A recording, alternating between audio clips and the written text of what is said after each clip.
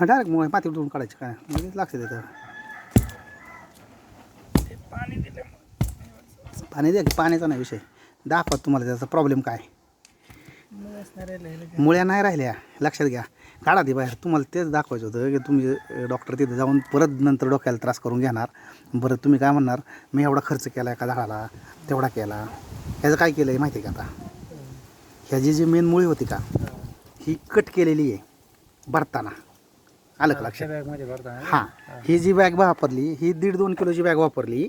आणि ह्याचं जर मेन मुळी वाढत होती, ही कट करून ह्यात भरून दिली.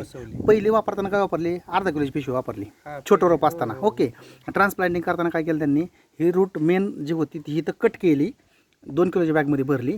झाड तुमचं शेवढं वाढलं, त्याच्यानंतर त्याला अन्नद्रव्य अपटेकिंग करायची कॅपॅसिटी त्याची संपली आणि आत्ता मरायला लागलं. हे झालं हे असंच. ह्याचं पण हे काही झाड, ह्याची तीच परिस्थिती आहे. ही सुद्धा झाड, हे काय झालं असं हे जे आहे ना, ह्यातून कीड लागली त्याला. हे बघ, ह्याची तीच परिस्थिती आहे. हे जायला लागलं, हे काय राहणार नाही, गेलेलं आहे झाड. म्हणजे एवढं खात्रीशीर काय सांगतो न आता. हे पण डिंक्या पण झालं हे नाही, डिंक्याचा नाही का विषय. हे डिंक्या वरती आला आहे आता. इथं हे जे वरून जे कलम काढी वापरायचे त्याचा प्रॉब्लेम आहे, त्यात येतोय. पण ह्यात बी हीच परिस्थिती निघणार, वेगळं काहीच निघणार नाही. खालून फोडलं की तुम्हाला ही जी मेन सोटमूळ जे वाढतं झाडाचं, हे कट करून भरलेलं आहे. म्हणजे हे एवढं लांब होतं, हे तर निम्म्यात कट केलं. आणि कट केलं की हे जे वाढ झाली नाही आहे. आणि दुसरी गोष्ट, ह्याला जे सिम्पटम्स आहेत हे असताना, ह्याला बा हे जे ह्याला सगळा निमॅटोड आहे असताना, ह्या झाडांना असताना खालून हा निमॅटोड आलेला बा, हे पूर्णपणे असं गेलेलं आहे. अशा पद्धतीचं हे झाड म्हणजे होते. हे सुद्धा काढून बघा, तुम्हाला खात्री, म्हणजे तुम्ही लावणारच नाही. म्हणजे हे गेलेलंच आहे. हे काय तुम्हाला 2 फांदे दिसतात शिवाय म्हणून असं नाही, गेलेलंच आहे. जे गेलं ते गेलं आहे. हे कॉइलिंगच्या वरती नाही जायचं, हे कॉइलिंग थोडीफार राहू द्या, कॉइलिंग ती होती क्लिअर. पण ह्याला जे खालचं मेन जे सोटमुळं आहे ती कट करतात ना.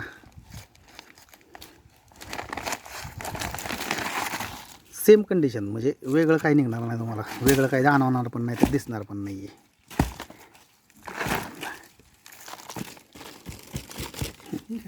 हां, हे बघा, ह्याला जर ह्याचं सोटमुळंच नाही वाढलेलं आहे पूर्ण. हे बघा, हे बेंडिंग तर आहे पण पूर्णपणे कट करून हे काय केलेलं आहे, भरलेलं आहे. हे बघा, हे कट आणलेलं हे त्यांनी,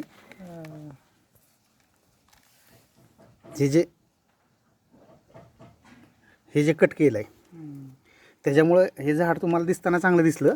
आणि ह्या जे प्रॉब्लेम तुम्हाला कधी जाणवतात, लागवड केल्यानंतर जेव्हा फळधारणा व्हायचं टायमिंग येतं आहे 1-2 वर्षानं,